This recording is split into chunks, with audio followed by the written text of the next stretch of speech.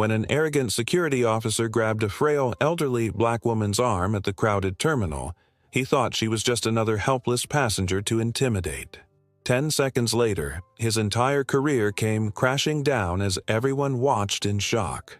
He never saw it coming, and neither will you. The early morning bustle of Atlanta International Airport was in full swing as Eleanor Washington made her entrance. At 72, she moved with the deliberate pace of someone who had earned the right to take her time. Her arthritis might slow her steps, but nothing diminished the regal bearing she'd cultivated over decades of commanding courtrooms.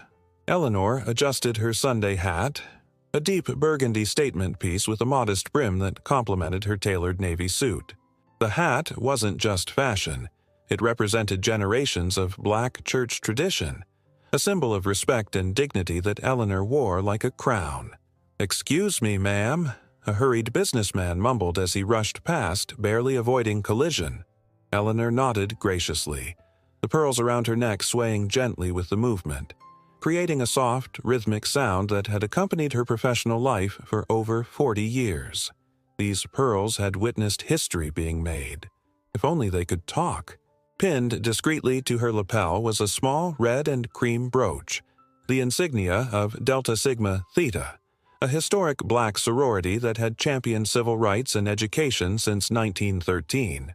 Eleanor had been a proud member since her college days at Howard University, back when segregation was still legal in parts of America.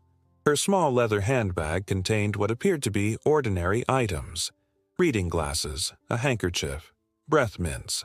But nestled inside the zippered compartment was a folder containing documents that would make most lawyers tremble with respect. Eleanor patted the bag gently, reassuring herself of its contents. At the security checkpoint, Officer James Barton stifled a yawn. 6 hours into his shift, and he was already counting the minutes until lunch. His gaze fell on Eleanor as she approached, and his expression hardened almost imperceptibly. Another slow-moving senior would put him behind schedule again. "Ma'am, this line is for regular travelers," he called out, pointing to a sign. "Assistance for elderly passengers is available at the special needs gate." Eleanor smiled pleasantly. "I'm quite all right here, thank you," she replied, her voice carrying the warm tones of Georgia despite decades living in Washington, D.C. Barton's eyebrow twitched. Something about the calm confidence of this old woman irritated him. Didn't she understand how busy they were? "It'll move faster if you use the other line," he pressed, gesturing again with increasing impatience. As Eleanor began removing her shoes, a task made difficult by her stiff joints, her phone rang. The distinguished ringtone caused several heads to turn. "Please excuse me," she said to nobody in particular as she answered. "Eleanor Washington speaking." The voice on the other end was formal, respectful. "Judge Washington, the Chief Justice wanted me to confirm you received the amended brief for tomorrow's hearing." Eleanor's voice shifted subtly, taking on a tone of authority so natural it seemed part of her DNA. "Yes, I received it this morning. Please inform her that I've reviewed the changes and find them satisfactory. I'll have additional notes after my flight." Officer Barton rolled his eyes, assuming this was just an old woman putting on airs. He'd seen it before, retirees pretending to be more important than they were. "Phone away, ma'am. You're holding up the line," he barked. Eleanor concluded her call with practiced efficiency, then placed her phone in the security bin. "My apologies, officer," she said, though her eyes held something that looked remarkably like assessment rather than contrition. "Some people should really take the bus if they can't keep up with airport protocols," Barton muttered loud enough for those nearby to hear. A middle-aged woman in line frowned at his comment. An elderly gentleman shook his head disapprovingly. But Eleanor simply continued with her security preparations, seemingly unbothered. When she finally passed through the metal detector, Eleanor collected her belongings with unhurried precision. Every movement was deliberate, economical, and somehow elegant, like a chess master positioning pieces on a board. "Have a blessed day," she said to Barton as she gathered her handbag. He barely acknowledged her with a grunt, already focusing on the next passenger. But as Eleanor walked away, she heard him say to his colleague, "Imagine if we had to wait for every grandma who thinks they deserve special treatment." Eleanor didn't turn around. Instead, she allowed herself the smallest smile, not of amusement, but of recognition. She'd seen his type before, many times throughout her long career. Men who judged books by their covers, never suspecting they might be holding a masterpiece in their hands. She continued her stately progress toward the gate, pulling her small carry-on behind her. Several travelers glanced at her with something like respect, not knowing who she was but recognizing dignity when they saw it. What Officer Barton didn't know, what he couldn't possibly suspect, was that Eleanor Washington had spent her entire life being underestimated by men exactly like him. And she had transformed each of those encounters into stepping stones that built one of the most remarkable legal careers in American history. The day ahead would be long, and Eleanor settled into the familiar role of observer. For now, she would watch, listen, and wait. Justice, after all, was patient. And Judge Eleanor Washington had always known exactly when to reveal her true power. Eleanor Washington settled into a vinyl airport chair, wincing slightly as her arthritic hip protested the movement. Gate B-17 bustled with morning travelers, everyone seemingly in a hurry except her. She had arrived with plenty of time before her 11:30 a.m. flight to Washington, D.C., a habit formed over decades of court appointments where tardiness was unacceptable. She reached into her handbag for her reading glasses, and as she rummaged through its contents, a small golden object tumbled out, landing with a distinct clink on the floor. The miniature scales of justice, a gift from her law clerks upon her ascension to the federal bench 30 years ago, rolled slightly before settling under the adjacent chair. A young man in a business suit noticed and bent down to retrieve it. "I believe this is yours, ma'am," he said, examining the small golden charm with curiosity before returning it. "Thank you, young man," Eleanor replied, accepting it with a gracious nod. "It's a small reminder of principles worth protecting." The man smiled politely, though his expression suggested he hadn't grasped the significance.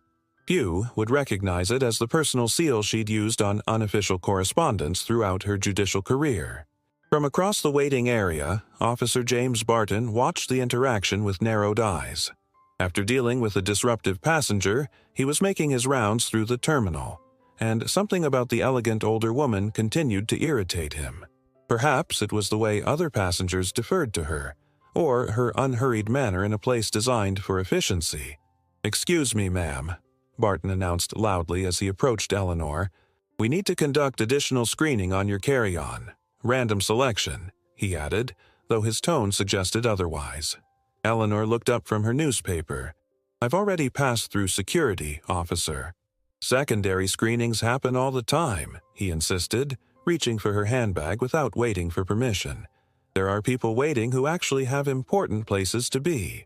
Several nearby passengers exchanged uncomfortable glances. An older couple whispered to each other, their disapproving eyes following Barton's movements. "I understand the protocols, officer," Eleanor said calmly, surrendering her bag, "though I imagine they're designed to be implemented with courtesy." Barton's jaw tightened. He began rifling through her belongings with deliberate roughness, pulling out her personal items and placing them on the seat beside her. Reading glasses, a small leather-bound planner, tissues, a compact mirror. "What's this?" he asked, holding up a silver bookmark. "Just a bookmark," Eleanor replied. Barton turned it over, revealing an engraved quote. "In recognizing the humanity of our fellow beings, we pay ourselves the highest tribute." Thurgood Marshall, 1978. "Fan of old Supreme Court justices?" Barton asked with poorly concealed sarcasm. Before Eleanor could answer, a young black man seated across from them looked up from his laptop. His eyes widened slightly as he recognized the quote, then shifted to study Eleanor more carefully. "That particular justice broke barriers that needed breaking," Eleanor responded, maintaining her composure. "His words remain relevant today." The young man, Marcus Williams, second-year law student at Georgetown, couldn't tear his eyes away from the scene. The quote was famous among law students, but this elderly woman's familiarity with it, combined with her dignified bearing, triggered something in his memory. A photograph in a constitutional law textbook, perhaps? Barton continued his search, becoming increasingly frustrated at finding nothing irregular. Airport security isn't about courtesy, ma'am. It's about safety. Unless you think the rules don't apply to people like you? On the contrary, Eleanor replied, her voice remaining steady despite the public humiliation. I believe rules should apply equally to everyone, regardless of appearance, age, or position. Her emphasis on the last word carried subtle weight.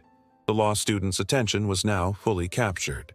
He watched as Eleanor folded her hands in her lap, not in submission, but in a gesture that anyone who had witnessed courtroom proceedings would recognize as judicial patience. Barton's radio crackled, calling him to another gate. With evident disappointment at finding nothing suspicious, he haphazardly shoved Eleanor's belongings back into her handbag. "Try to stay out of trouble," he said dismissively, loud enough for others to hear as he walked away. Eleanor calmly reorganized her possessions, her expression revealing nothing of her thoughts. But when she glanced up, she noticed the law student still watching her with growing recognition. "Is there something I can help you with, young man?" she asked. Marcus hesitated, then gathered his courage. "I'm sorry to stare, ma'am. That quote on your bookmark, we just studied the case it came from last semester. Furman versus Georgia." Eleanor's eyes sparkled with approval. "An important case indeed. Are you studying law?" "Yes, ma'am. Second year at Georgetown."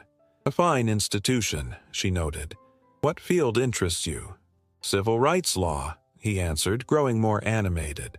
"Actually, I have your—" He stopped abruptly, uncertainty crossing his features.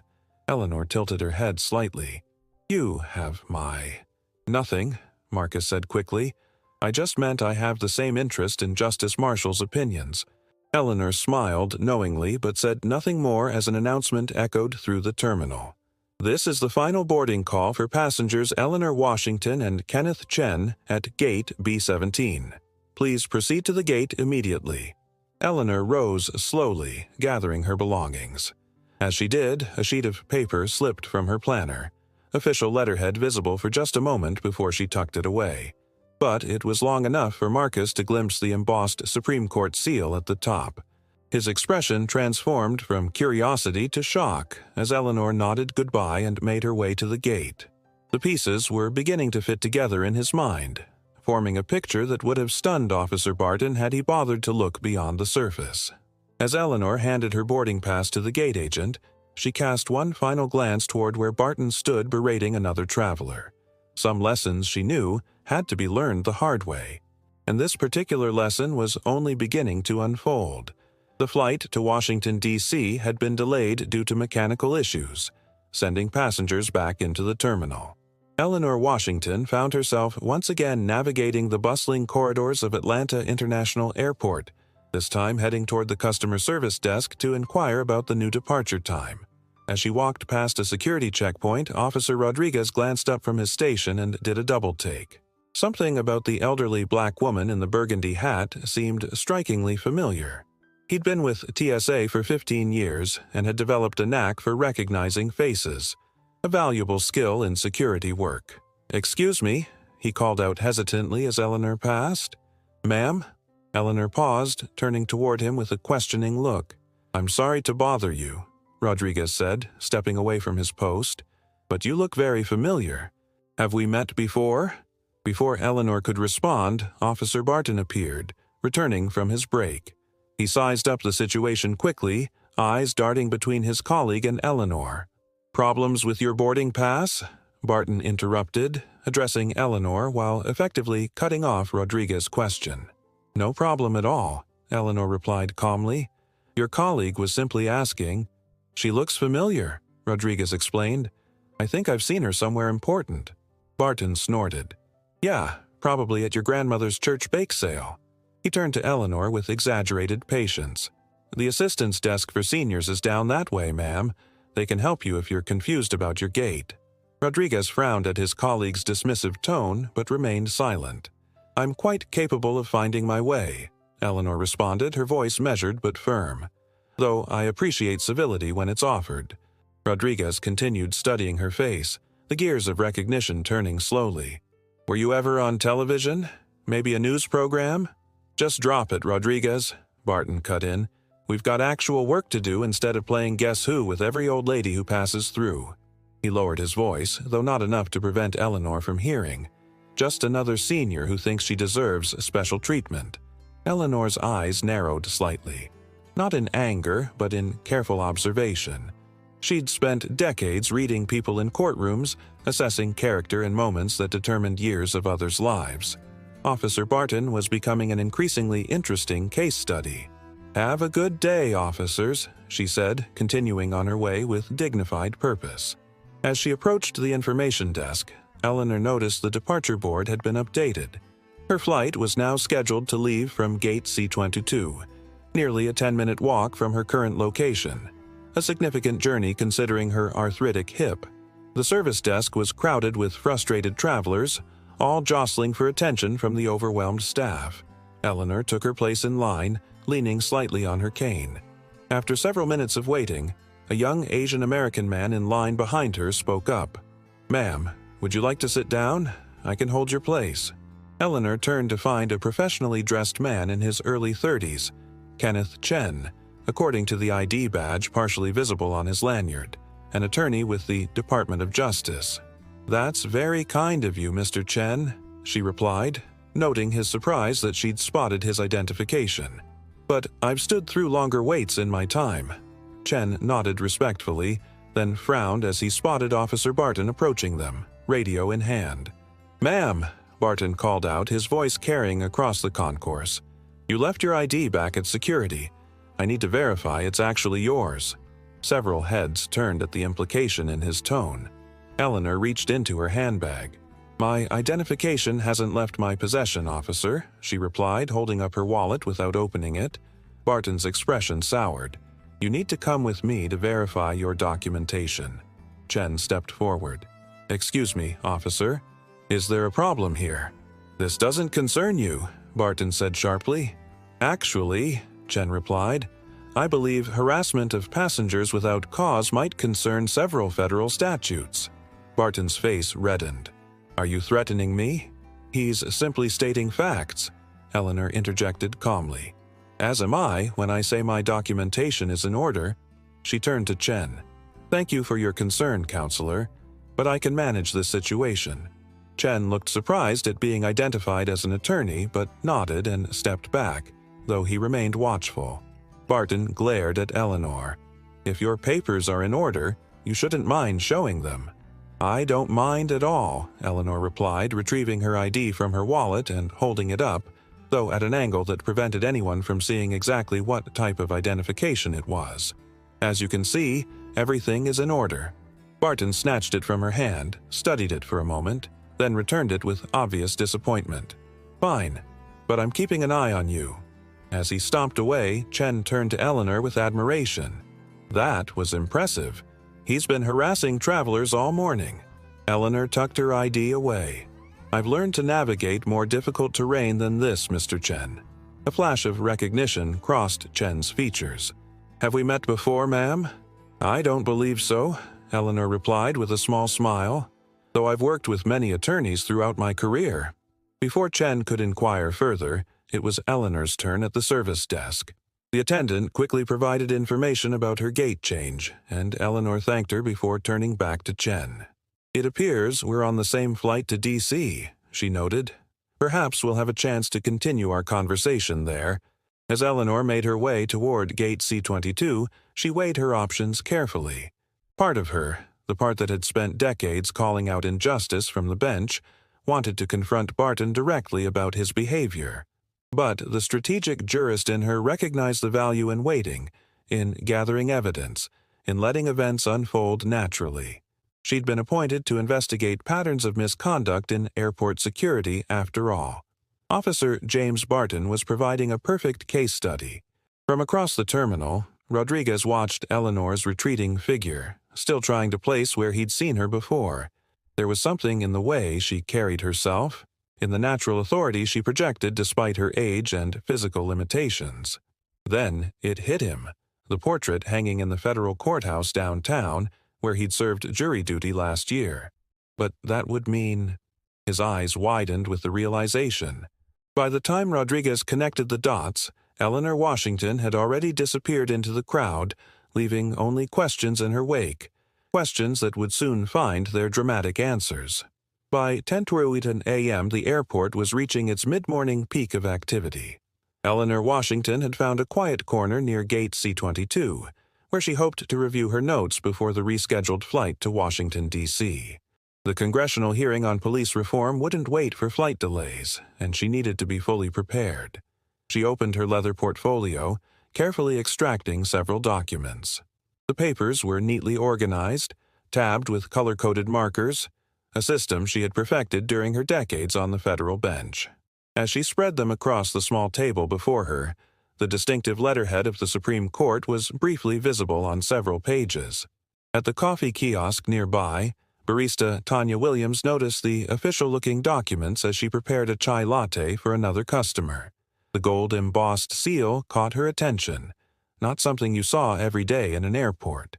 She studied the elderly woman more carefully, noting her poised demeanor and the methodical way she reviewed her papers. Eleanor was deep in concentration, annotating a brief with her trademark red pen, when a shadow fell across her table. Officer Barton had appeared again, this time with a plastic coffee stirrer between his teeth and an expression of petty triumph. "Taking up the whole table with your scrapbooking, huh?" he said, gesturing to her meticulously arranged documents. Eleanor looked up calmly. "Good morning again, Officer Barton. These are work documents I need to review before my meeting." Barton smirked. "Work documents? At your age?" He leaned closer, glancing at the papers. "Supreme Court letterhead? That's a good one. What are you, a fan making fake souvenirs?" "These are authentic documents related to my professional responsibilities," Eleanor replied, beginning to gather her papers with careful precision. "Yeah, right," Barton scoffed. "And I'm the Attorney General." He reached across, flipping through one of the documents. "You shouldn't pretend to be something you're not, ma'am. It could be considered fraud." "I assure you," Eleanor said, her voice taking on a slight edge for the first time, "I am precisely who these documents indicate I am." From behind the coffee counter, Tanya watched the interaction with growing concern. She'd seen enough rude officers in her time, but something about this felt different, like watching someone play with fire without realizing the danger. As Eleanor attempted to collect her papers, Barton deliberately bumped the table, causing several documents to slide off onto the floor. "Oops," he said without a hint of sincerity. The papers scattered across the terminal floor. As Eleanor began to rise, wincing at the pain in her hip, Barton made a show of stepping on one document as he pretended to help, leaving a dirty footprint across the Supreme Court brief. "Officer," came a sharp voice from nearby. Kenneth Chen had returned, coffee in hand, and witnessed the entire interaction. "That was completely unnecessary." "Mind your own business," Barton snapped. Chen set his coffee down and knelt to help Eleanor gather her papers. As he collected the documents, his eyes widened slightly at what he was seeing: judicial opinions, constitutional analyses, and correspondence with letterheads he recognized from his work at the Justice Department. "Thank you, Mr. Chen," Eleanor said quietly as he handed her the rescued documents. "Of course," he replied, a new note of respect in his voice. He turned to Barton. "I believe an apology would be appropriate, officer." Barton's face reddened. "For what? Doing my job? These tables are for all passengers, not for spreading out your whole life story." He turned back to Eleanor. "You need to consolidate your belongings. You're taking up space others need." By now, several passengers had gathered nearby, watching the confrontation unfold. Tanya had stepped out from behind the counter, coffee pot still in hand, unable to tear herself away from the scene. "I'll be finished shortly," Eleanor replied, maintaining her composure as she carefully returned the documents to her portfolio. "People your age should really consider staying home if you can't travel efficiently," Barton continued, seemingly emboldened by his small audience. "There are senior centers for a reason." A murmur of disapproval rippled through the onlookers. Chen's posture stiffened, but before he could respond, Eleanor raised a hand slightly, a subtle gesture that somehow commanded attention. "Officer Barton," she said, her voice now carrying a tone that had silenced countless courtrooms. "In my experience, efficiency is rarely achieved through harassment, and respect is not determined by age, but by conduct." Something in her delivery caused Barton to hesitate momentarily, but his pride quickly reasserted itself. "Just clear the table, ma'am. Some of us have real work to do." As Barton walked away, Chen helped Eleanor to her seat. "Are you all right, ma'am?" "Perfectly fine, thank you," she replied, though her eyes never left Barton's retreating figure. For the first time, a hint of steel was visible beneath her gracious exterior. Tanya approached their table, setting down 2 fresh cups of coffee. "On the house," she said quietly, glancing at the portfolio Eleanor had closed. "Those papers, they looked important. They concerned tomorrow's congressional hearing," Eleanor answered simply. "About police reform, right?" Tanya asked, lowering her voice. "I saw something about it on the news this morning." Eleanor nodded. "Indeed. The Committee on Judicial Oversight is reviewing cases of procedural misconduct." Chen looked from Eleanor to her documents, connecting dots in his mind. "You're not just attending the hearing, are you?" he asked carefully. Eleanor met his gaze directly. "Let's just say I have a particular interest in ensuring that authority is exercised with appropriate restraint and dignity." From across the terminal, a middle-aged man in a business suit had been watching the entire exchange. He pulled out his phone and began typing rapidly, occasionally glancing up at Eleanor with growing recognition. Unlike Officer Barton, this observer seemed to understand exactly who was sitting quietly at gate C22. As the boarding announcement for first-class passengers echoed through the terminal, Eleanor gathered her belongings. The footprint from Barton's shoe was still visible on one of her documents, a visual representation of the disrespect she had endured throughout the morning. But far from being defeated, Eleanor Washington appeared energized, as though each encounter with Barton was reinforcing a point she had been making for decades from the bench. Justice might be delayed, but it would not be denied. The announcement of another delay, this time a full 3 hours, sent a collective groan through gate C22. With departure now scheduled for 2:30 p.m., passengers dispersed in search of food and distraction. Eleanor Washington decided a proper meal might help ease the growing tension in her shoulders from the morning's encounters. She made her way to Southern Comfort, one of the airport's sit-down restaurants known for its regional cuisine. As she waited to be seated, she noticed Officer Barton and another security officer having coffee at a corner table. Barton's back was to her, but his distinctive laugh carried across the restaurant as he regaled his colleague with what appeared to be an amusing story. "Table for one?" asked the hostess. "Yes, thank you," Eleanor replied. As the hostess led her to a small table near a window, a young flight attendant in uniform at a nearby booth looked up from her meal. Her fork paused halfway to her mouth as recognition dawned on her face. "Judge Washington?" she asked, barely above a whisper. Eleanor turned toward the young woman, studying her face for a moment before smiling with genuine warmth. "Indeed. And you are?" The flight attendant rose quickly, smoothing her uniform. "Jasmine Taylor, Your Honor. I was a Washington Scholar at Howard University, class of 2019. Her voice trembled slightly. "Your scholarship program paid for my entire education." Eleanor's face softened. "Ms. Taylor, what a wonderful surprise. Please, tell me what you're doing now, besides your work with the airline." Jasmine glanced nervously toward Barton's table, then back at Eleanor. "I'm in law school part-time at Georgetown. First year, working as flight attendant to pay the bills." She hesitated. "Your book on constitutional interpretation is assigned reading in my foundations class." "How gratifying to hear," Eleanor replied. "Please join me for a moment." As Jasmine sat across from Eleanor, a server approached with menus. "I already know what I'd like," Eleanor told the server. "Do you still serve your smothered chicken with collard greens and cornbread?" "Yes, ma'am, we do," the server confirmed. "Perfect, with sweet tea, please." Jasmine watched with fascination as Eleanor selected a classic soul food dish, comfort food with deep roots in Black American culinary tradition. It seemed to reveal another dimension of the legendary jurist. "Judge Washington," Jasmine said quietly once the server left, "what brings you to Atlanta?" Are you doing a speaking engagement?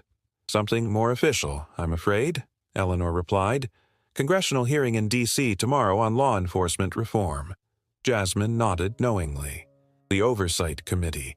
It's been all over the news. She lowered her voice further. I noticed that TSA officer has been difficult with you. If you'd like, I can speak to the airline about arranging a private lounge while you wait. Eleanor patted Jasmine's hand. That's very kind, but unnecessary. Sometimes it's important to experience things as ordinary citizens do. Jasmine's eyes widened with understanding. You're observing. For the hearing. Eleanor simply smiled in response, then changed the subject. Tell me about your studies. As they spoke, Officer Barton glanced over, noting the animated conversation between the elderly woman he'd been harassing and the flight attendant. His eyes narrowed suspiciously. After Jasmine returned to her own table, Eleanor's food arrived. A generous plate of smothered chicken, perfectly cooked collard greens, and golden cornbread. The aromas triggered memories of Sunday dinners in Georgia decades ago, before her career had taken her to Washington, D.C. She ate unhurriedly, savoring each bite as she observed the comings and goings of the terminal through the restaurant's large windows. When she finished, she left a generous tip along with a business card tucked under her plate. Contact information that would certainly surprise the server later. Back at the gate, Eleanor settled into a seat and withdrew a thick hardcover book from her handbag. The title, Constitutional Jurisprudence in Modern America, Evolution of Equal Protection, was emblazoned across the front cover. Below it, in smaller print, by Eleanor J. Washington, J.D., LLD. She flipped to a chapter she was updating for the next edition, making occasional notes in the margins with her red pen. Across from her, two young law students nudged each other, pointing subtly at both the book and its reader. "Excuse me," one of them finally said, approaching hesitantly.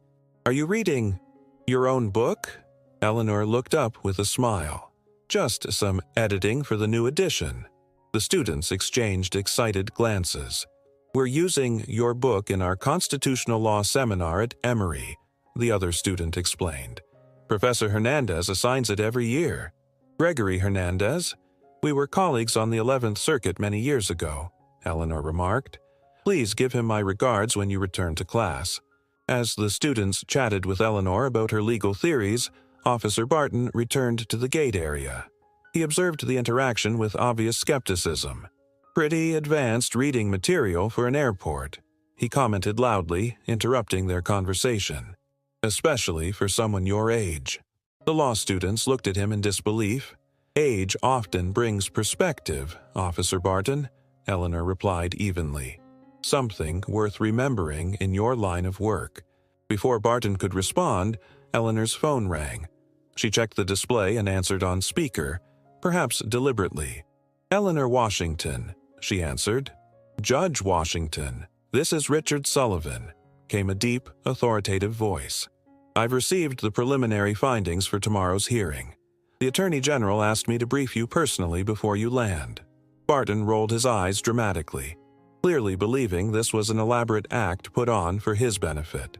"I appreciate the call, Director Sullivan," Eleanor replied. "However, I'm in a public space at the moment. Perhaps we could schedule this for when I arrive." "Of course, Judge. The AG has arranged Secret Service to meet you at Reagan. We'll have a secure vehicle waiting." "That won't be necessary," Eleanor countered. "I'd prefer standard transportation. With all due respect, Judge Washington, after what happened in Chicago last month, we're not taking chances with committee leadership." "Very well. Thank you, Director." As Eleanor ended the call, Barton snorted loudly. "Secret Service, Attorney General? Nice try, Grandma.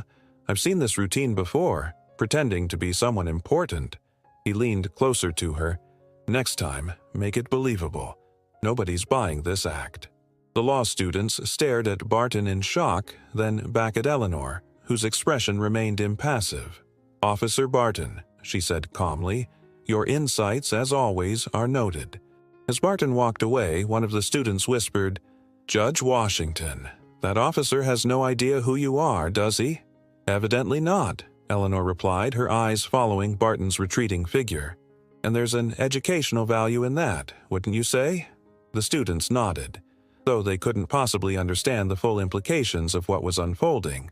How this seemingly ordinary day at Atlanta International Airport was quietly building toward a moment that would be remembered long after the flights had departed and arrived at their destinations. As the afternoon stretched on, Gate C-22 became an unexpected hub of activity. Word had quietly spread among the law students that Judge Eleanor Washington, whose opinions were required reading in their constitutional law courses, was sitting among them, delayed by the same flight cancellations that had disrupted their return to campus. By 3:00 p.m., a small semicircle had formed around Eleanor. 5 students, initially hesitant but growing bolder with her encouragement, had begun asking questions about her landmark decisions on civil rights cases in the 1990s. Eleanor, finding herself with unexpected time to spare, decided to transform the airport delay into an impromptu teaching moment. In Jenkins v. Missouri Department of Education, she explained to the attentive group, the question wasn't simply about resource allocation, but about the fundamental premise of equal protection under the 14th Amendment. A young woman with braided hair raised her hand. Your dissent in that case became the majority opinion in Landry 3 years later. Did you anticipate that shift in judicial thinking? Eleanor smiled appreciatively at the well-researched question.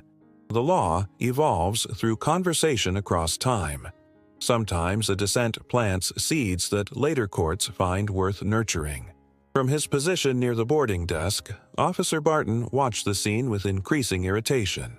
What began as an annoyance, an elderly woman getting special attention, had somehow snowballed into what looked like a small lecture hall. He paced back and forth, occasionally making loud announcements about keeping walkways clear, though the students were carefully situated away from main thoroughfares. Your opinion in United States v. Farrell changed how we understand Fourth Amendment protections in digital spaces, another student noted. It was actually the reason I decided to pursue constitutional law. Eleanor nodded thoughtfully. Technology evolves faster than legislation. The judiciary often must bridge that gap with principled interpretation. As the impromptu seminar continued, a tall black man in his mid-30s approached the periphery of the group. He wore a crisp button-down shirt with a community center logo embroidered on the chest pocket.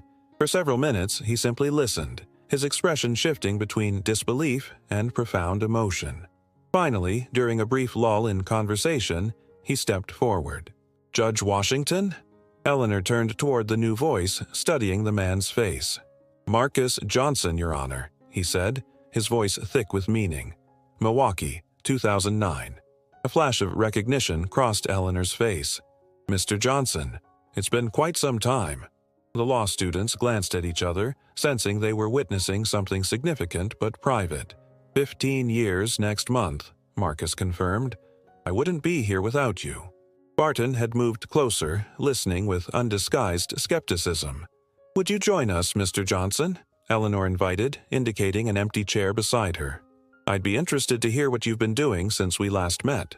Marcus sat down, collecting himself before speaking. I run the Second Chance Youth Center in Milwaukee now. We work with teens in the juvenile system, getting them into education programs instead of detention. That's remarkable work, Eleanor acknowledged.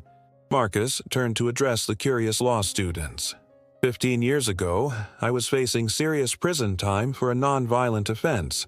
Every other judge would have followed mandatory minimums. 10 years, no questions asked. He paused, emotion evident in his voice. Judge Washington was visiting our district court. She saw something different. Instead of prison, she sentenced me to complete my education and perform 5,000 hours of community service. The students listened, captivated by this real-world consequence of judicial discretion. I got my degree in social work, Marcus continued. Those 5,000 hours became my career. Our center has helped over 300 kids stay out of the system permanently. The credit belongs entirely to you, Mr. Johnson, Eleanor insisted. You did the work. But you saw possibility where others saw only punishment, Marcus countered. You changed the whole trajectory of my life. Officer Barton, unable to contain himself any longer, interrupted with a loud scoff. Nice performance, both of you. What is this, some kind of scam? Pretending to be a famous judge to impress college kids? The students looked at Barton in horror.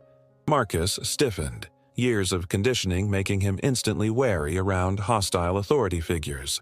"Officer," one of the students protested, "this is Judge Washington, the first black woman to serve as chief judge of the D.C. Circuit. Her opinions are literally in our textbooks." "Right," Barton drawled sarcastically. "And I'm the Chief Justice. Look, lady," he said, addressing Eleanor directly, "I don't know what you're getting out of this little fantasy, but it's time to wrap up your fan club meeting. This is an airport, not a courthouse." Marcus had quietly removed his phone from his pocket and, with deliberate movements, began recording the interaction. The small red light indicating an active recording was visible only to those directly facing him. "Officer Barton," Eleanor said calmly, "these young people have simply been asking questions about constitutional law while we wait for our delayed flight. Is there a specific regulation prohibiting conversation in the gate area?" Barton's face reddened. "Don't get smart with me. You're causing a disruption." "I see no disruption," Marcus interjected, his phone still recording. "Just a respected jurist sharing knowledge with law students." Barton turned his attention to Marcus, immediately taking a more aggressive stance. "And who exactly are you supposed to be? Her publicist?" "I'm a citizen observing what appears to be harassment of a distinguished federal judge," Marcus replied evenly, "and I'm exercising my First Amendment right to document interactions with public officials." The officer's eyes narrowed when he noticed the phone. "Recording TSA personnel is restricted." "Actually," one of the law students chimed in, "TSA Policy 1400.5 specifically allows recording that doesn't interfere with screening processes. Since we're in a public area of the airport, away from screening checkpoints, there's no regulatory prohibition." Barton looked from Marcus to the students to Eleanor, realizing he was suddenly outnumbered by people who seemed remarkably well-versed in legal matters. With a final glare, he retreated, muttering about checking for prohibited gatherings. When he was out of earshot, Marcus turned to Eleanor. "Some things never change," he said quietly. "The same disrespect, just different uniforms." "And some things do change, Mr. Johnson," Eleanor replied, gesturing toward his community center logo. "Your work proves that." Marcus nodded, then held up his phone. "I hope you don't mind my recording. Something tells me it might be important to document how that officer is treating you." "Documentation is always valuable," Eleanor agreed, with a knowing smile that suggested she understood exactly what was unfolding, and perhaps had anticipated it all along. The delay situation had worsened. Weather systems moving across the eastern seaboard had created a domino effect of cancellations and gate changes. Airline representatives struggled to manage increasingly frustrated travelers, while security personnel maintained heightened vigilance amid the chaos. Eleanor Washington had returned to her seat after the impromptu legal seminar, allowing the students to prepare for their potentially rescheduled flights. Marcus Johnson remained nearby, occasionally checking his phone but keeping Eleanor within sight. Since their conversation, he had appointed himself as an unofficial guardian, his eyes constantly searching for Officer Barton. A new announcement crackled over the intercom. "Attention passengers for Flight 11372 to Washington, D.C. Due to ongoing weather issues, your departure gate has been changed to Gate D15. Please proceed to Terminal D. We apologize for the inconvenience."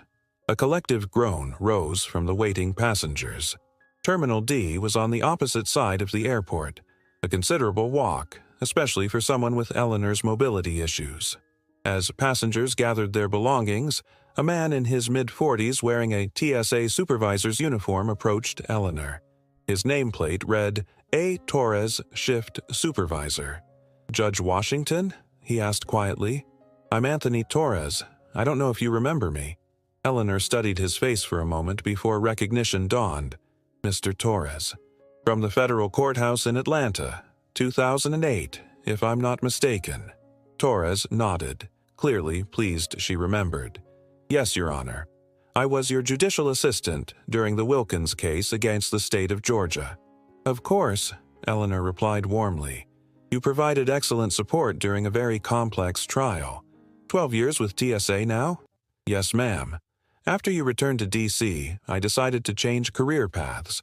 Wanted to be more hands-on with public safety. Torres glanced around nervously before continuing in a lower voice. Judge Washington, I've been receiving concerning reports about one of our officers' interactions with you today. Officer Barton has been quite educational, Eleanor responded diplomatically. Torres winced. I've reviewed some security footage from this morning. His conduct is completely unacceptable.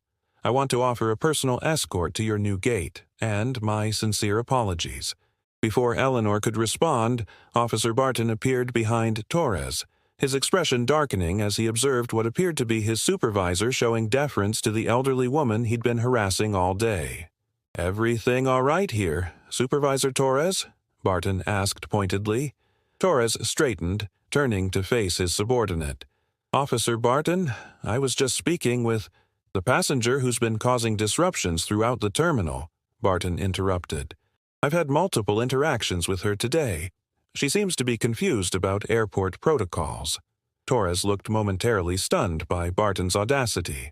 Officer, It's quite all right, Mr. Torres, Eleanor interjected smoothly. Officer Barton and I have indeed had several interactions today, each one more illuminating than the last. Barton smirked, interpreting her comment as acknowledgement of wrongdoing rather than the subtle rebuke it actually was. See? Even she admits it. Torres gave Barton a hard look. We'll discuss this later. Turning back to Eleanor, he continued, Judge Washington, please allow me to assist you to Terminal D.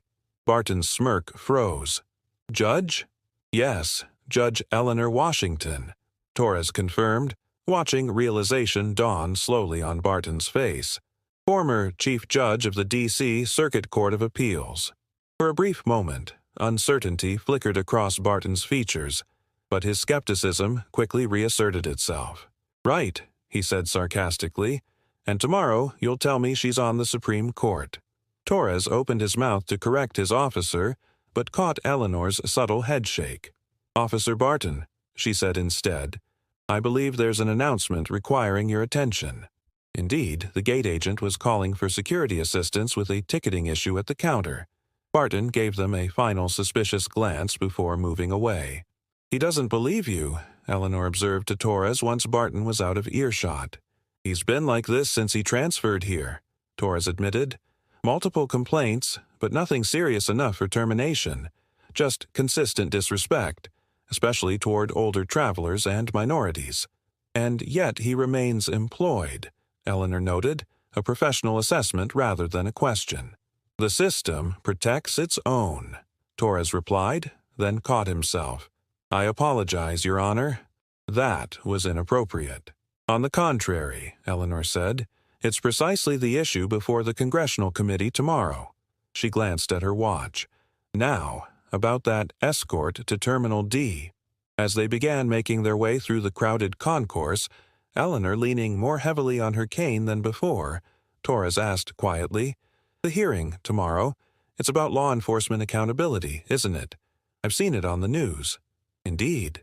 The committee is examining patterns of systematic disregard for procedural protections, particularly in transportation security and border contexts. Torres nodded thoughtfully. And all day, you've been experiencing exactly what the hearing is about. First-hand observation often provides clarity that statistics cannot, Eleanor replied. As they approached the moving walkway, the crowd thickened significantly. A flight had just arrived, releasing hundreds of passengers into the already congested corridor. Eleanor winced as someone bumped against her sore hip. From behind them came Barton's voice, loud and impatient. Keep moving. Clear the walkway. He pushed forward through the crowd, deliberately ignoring Eleanor's difficulty navigating the mass of travelers. He brushed past her without acknowledgement, causing her to stumble slightly. Torres caught her arm, steadying her. Are you all right, Judge Washington? Perfectly fine, thank you, she assured him, though her grip on her cane had tightened noticeably. From further ahead, Barton called back, "If you can't keep up with standard pedestrian traffic, maybe flying isn't for you, ma'am." Several travelers looked shocked at his callousness toward an elderly woman. Marcus Johnson, who had been following at a discreet distance, moved closer, his phone once again recording. "This has been going on all day," he explained to Torres quietly. Torres's expression hardened. "Keep recording," he said, barely above a whisper.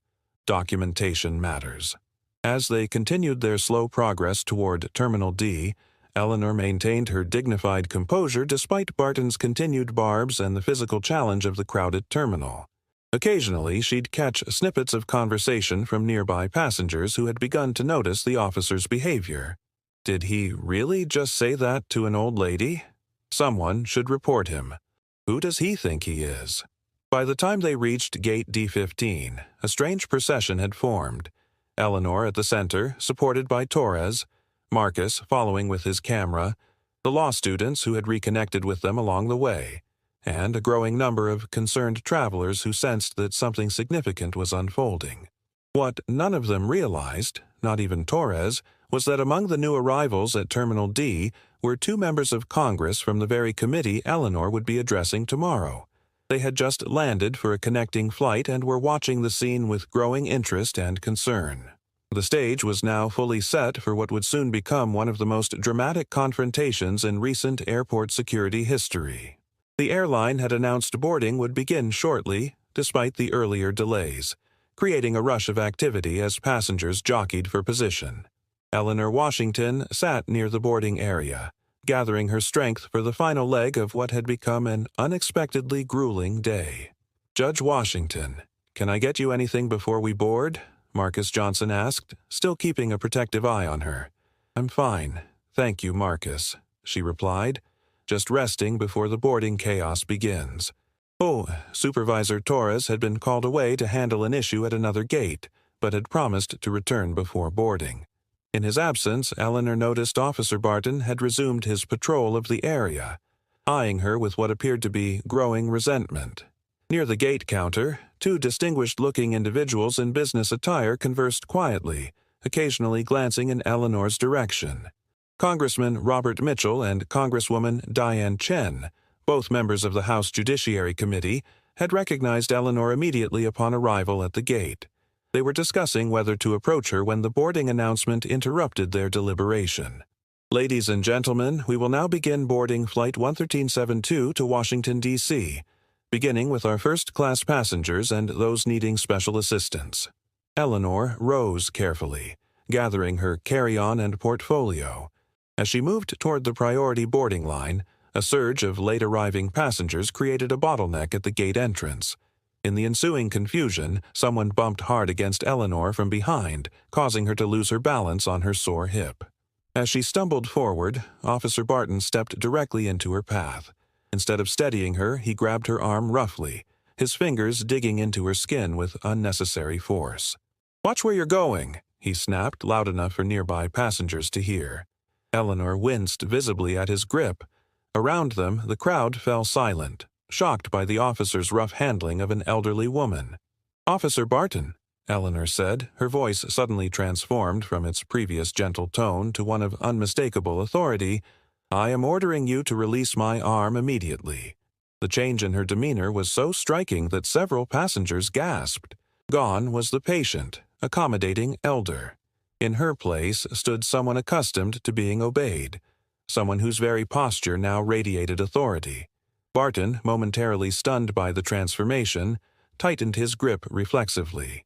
"You don't give me orders, ma'am." "Actually," came a firm voice from behind them, "she does." Congressman Mitchell had stepped forward, his congressional identification now visible on his lapel. "Release the judge's arm, officer. Now." Barton glanced at the ID, confusion crossing his features, but he maintained his hold on Eleanor. "This isn't your jurisdiction, Congressman." "Perhaps not," replied Congresswoman Chen, joining her colleague. "But as members of the House Judiciary Committee overseeing tomorrow's hearings on law enforcement overreach, we have a vested interest in what's happening here." Marcus Johnson had his phone raised, recording openly now. Around the gate area, at least a dozen other passengers had also begun filming the confrontation, sensing its importance.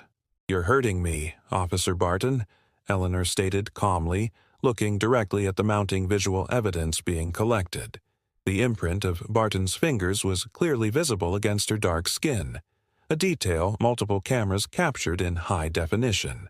Supervisor Torres returned at that moment, taking in the scene with a single glance. "Officer Barton, release her immediately and step back. She was causing a disturbance," Barton insisted, though his grip finally loosened. "The only disturbance here is your conduct," Torres replied sharply. He turned to Eleanor. "Judge Washington, are you all right?" Eleanor rubbed her arm where Barton's fingers had left visible marks. "I'm fine, Mr. Torres, though I believe Officer Barton's actions will require documentation." Barton looked between Torres and Eleanor, the reality of the situation finally beginning to penetrate his stubborn disbelief. "This is ridiculous. She's been pretending to be important all day." "She is important, you idiot," someone in the crowd shouted. Congressman Mitchell had pulled out his phone and was speaking rapidly into it. "Yes, at Gate D15, Judge Washington has been physically accosted by a TSA officer. We need the airport director and whoever is in charge of TSA operations here immediately." Barton's face paled slightly as he began to realize the crowd had turned decisively against him. "I was just doing my job. She was blocking the boarding area." "I witnessed the entire incident," Congresswoman Chen interrupted firmly. "Judge Washington was proceeding to the priority boarding line when she was bumped from behind. Rather than assisting her, you grabbed her arm with excessive force and spoke to her disrespectfully. You've been targeting her all day," Marcus added, his phone still recording. "I have hours of footage showing a pattern of harassment." Passengers murmured in agreement, many nodding as they recalled witnessing earlier interactions between Barton and Eleanor throughout the terminal. "This is Judge Eleanor Washington," Torres explained to Barton, his voice tight with controlled anger. "Former Chief Judge of the D.C. Circuit Court of Appeals, recipient of the Presidential Medal of Freedom, and one of the most respected jurists in American history." Barton's expression shifted from confusion to disbelief, then to the first flickers of fear as he looked around at the phones recording his every reaction. That can't be right," he stammered. "She's just an old lady who you've been harassing since 7 this morning," Marcus finished for him. An airline representative approached cautiously. "We need to begin boarding. Judge Washington, would you like to board first while this situation is being resolved?" Eleanor shook her head. "I believe we need to address this properly, for the record." She turned to face Barton directly. "Officer Barton, throughout today, you have demonstrated a pattern of behavior that exemplifies precisely the issues being addressed in tomorrow's congressional hearing. Your conduct has been documented by multiple witnesses." Barton looked desperately toward Torres. "Sir, this is a misunderstanding." "It's far beyond a misunderstanding," Torres interrupted. "Your badge and airport security credentials, please." "What? You can't." "Now, Officer Barton," Torres insisted, extending his hand. As Barton reluctantly removed his badge, the airport director arrived, accompanied by a senior TSA official and 2 airport police officers.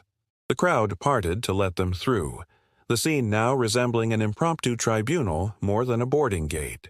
"What's happening here?" the director demanded, looking from Eleanor's bruised arm to Barton's badge in Torres's hand. Congressman Mitchell stepped forward. "We have a situation that requires immediate attention, and I believe Judge Washington's official identification will clarify exactly how serious this incident is." All eyes turned to Eleanor, who reached calmly into her handbag and withdrew a small leather wallet. As she prepared to open it, revealing her true identity and position once and for all, the collective tension in Gate D15 reached its breaking point. The moment of truth had arrived.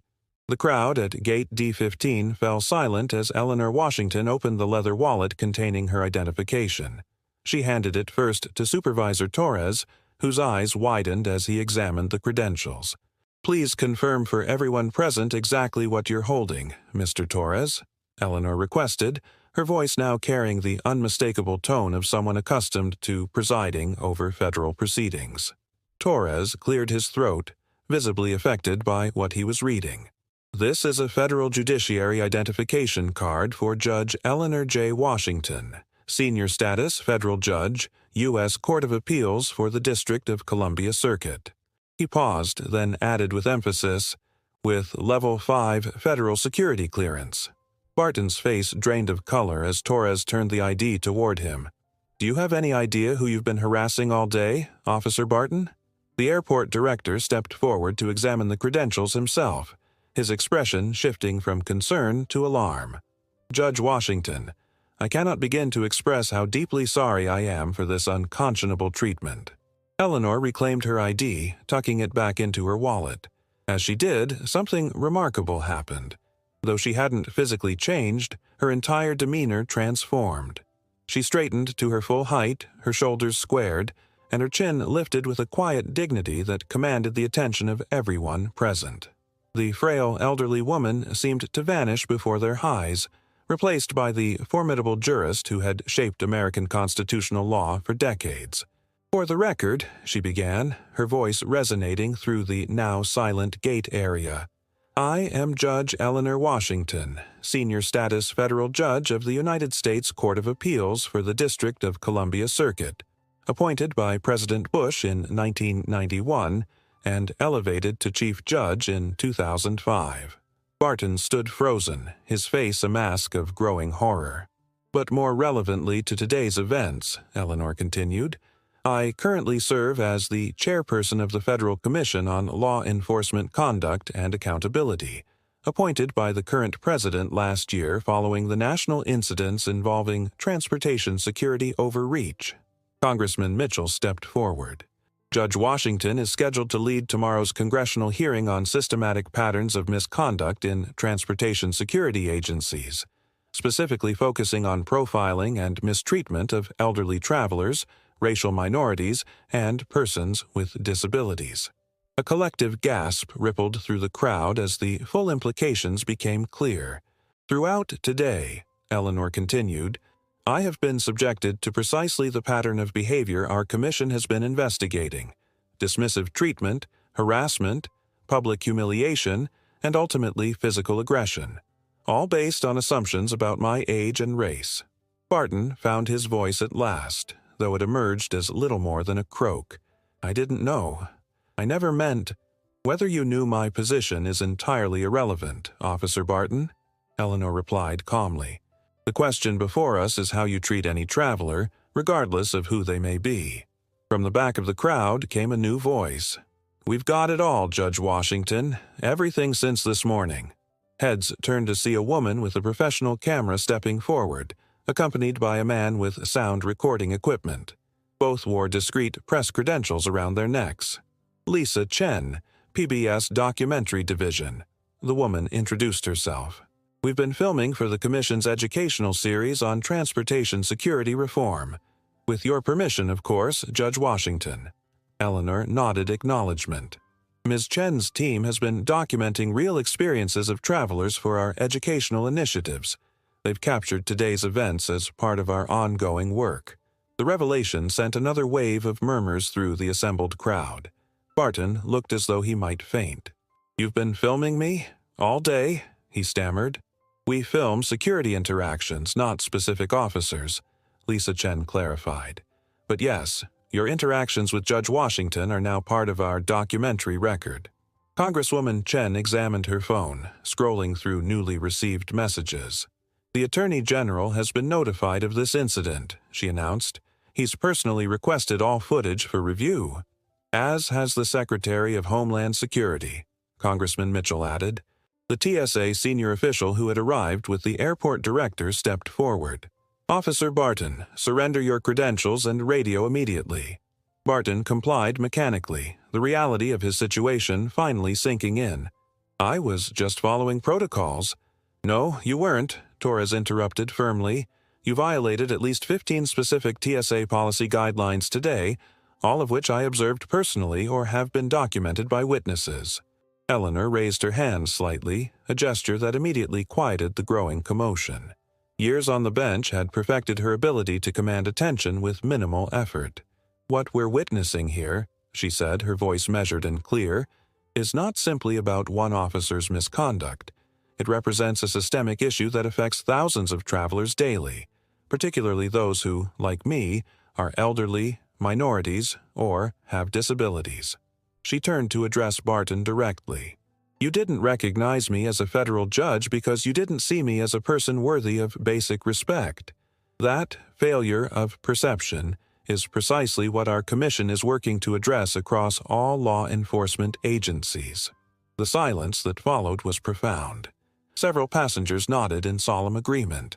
Others appeared moved to tears by the dignity with which Eleanor had handled the situation. Judge Washington, the airport director said, breaking the silence, I understand your flight has been delayed multiple times. We would like to offer you accommodation in our executive lounge until departure. Additionally, the airline has upgraded you to first class. Eleanor shook her head slightly. I appreciate the gesture, but preferential treatment now, after witnessing how other travelers are routinely treated, would undermine the very point of today's experience. She paused thoughtfully. However, I will accept the first-class accommodation, as my hip is quite sore from Officer Barton's handling.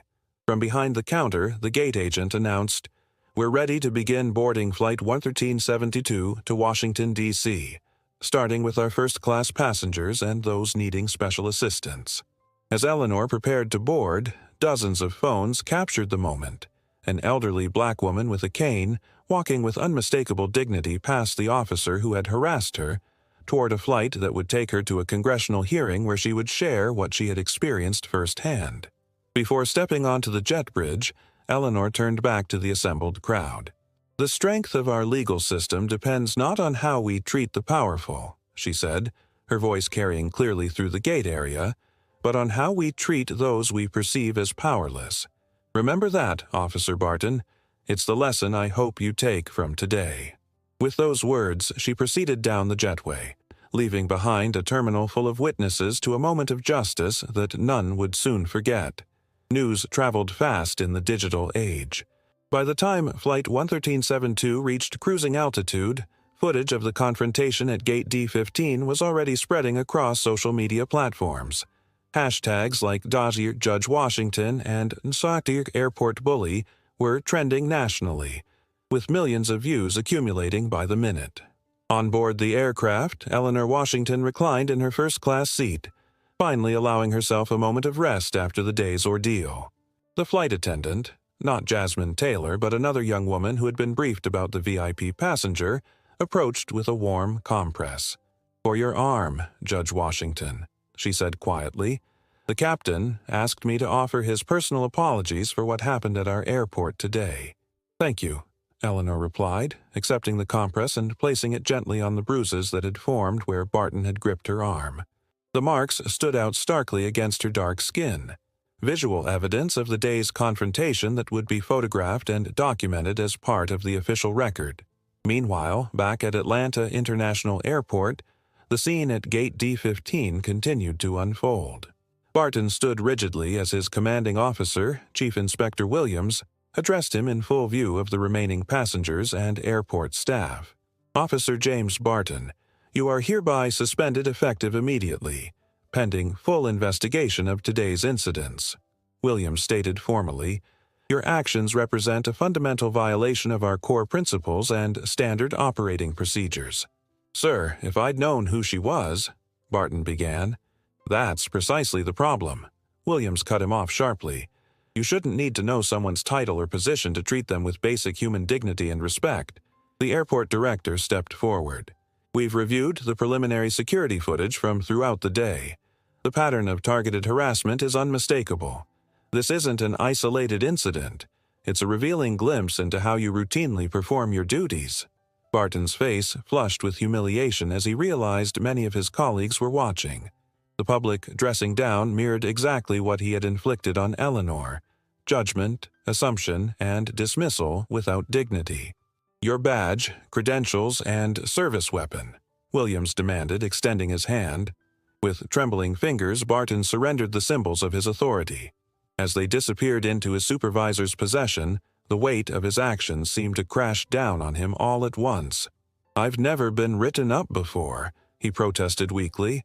"Because people like Judge Washington rarely file complaints," Williams replied. "They endure and move on, which means countless incidents go unreported. But today, you picked the wrong person to mistreat. Someone who has the power and position to ensure accountability." As Barton was escorted from the terminal, Marcus Johnson watched with mixed emotions. "Karma," he murmured to Torres, who had remained to oversee the situation. "Justice," Torres corrected him. "There's a difference." Back on the aircraft, Eleanor's phone buzzed with an incoming call. Seeing the White House number, she answered discreetly. "Eleanor, it's the president. I've just seen the videos coming out of Atlanta. Mr. President, I'm currently on my flight." "I know, and I'll be brief. What happened today is exactly why I appointed you to lead the commission. Your personal experience has now provided the most compelling evidence possible for tomorrow's hearing. Sometimes the most effective testimony comes from unexpected circumstances," Eleanor agreed. "I've instructed the Attorney General to attend tomorrow's session personally. And, Eleanor, I'd like to expand your commission's mandate, nationwide training reforms, not just policy recommendations." After concluding the call, Eleanor gazed out the window at the clouds below. Her thoughts drifted to the many travelers who faced similar treatment daily but lacked her platform to address it. Today's events had transformed from personal humiliation into powerful ammunition for meaningful change. At 6:00 p.m., as the aircraft began its descent into Reagan National Airport, the flight attendant brought Eleanor a tablet showing a news broadcast. The anchor was mid-sentence. "What many are calling a watershed moment for transportation security accountability. Judge Washington, one of the most respected federal judges in American history, was repeatedly harassed by TSA officer James Barton, who allegedly targeted her based on age and race profiling." The screen showed side-by-side images.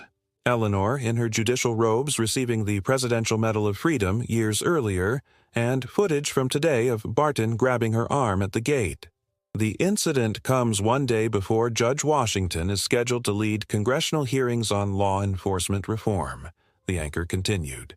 Sources indicate the White House is now fast-tracking a comprehensive transportation security overhaul based on the Commission's preliminary findings. Eleanor handed the tablet back with a thoughtful expression.